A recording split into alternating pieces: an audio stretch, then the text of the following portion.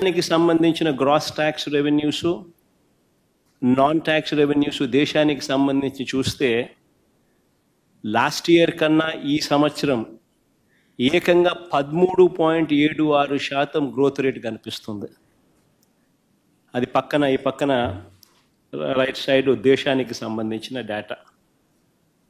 అందులో 32,50,181 non tax revenues and non tax revenues of central government ఉంటే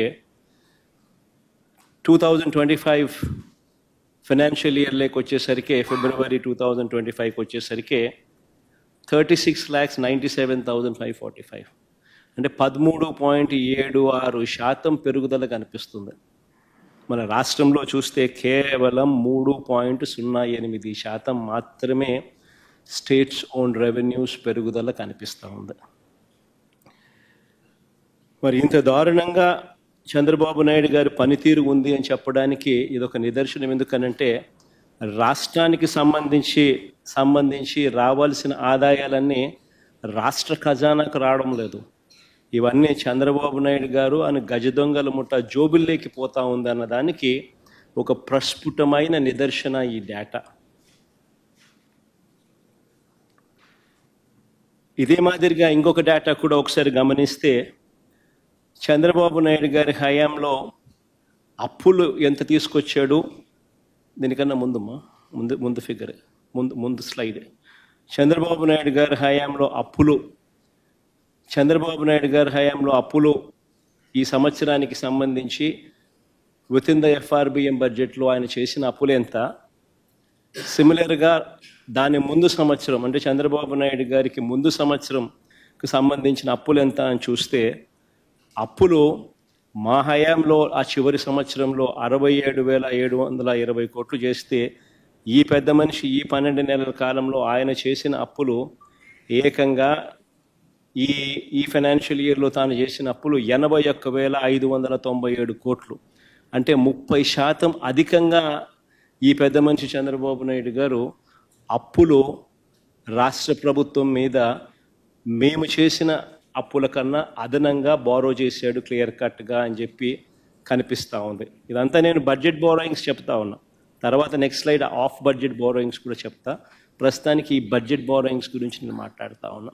budget బారోయింగ్స్లోనే ఏకంగా 30% 30.10% అదనంగా బారో చేసినట్టుగా కూడా కనిపిస్తూ ఉంది.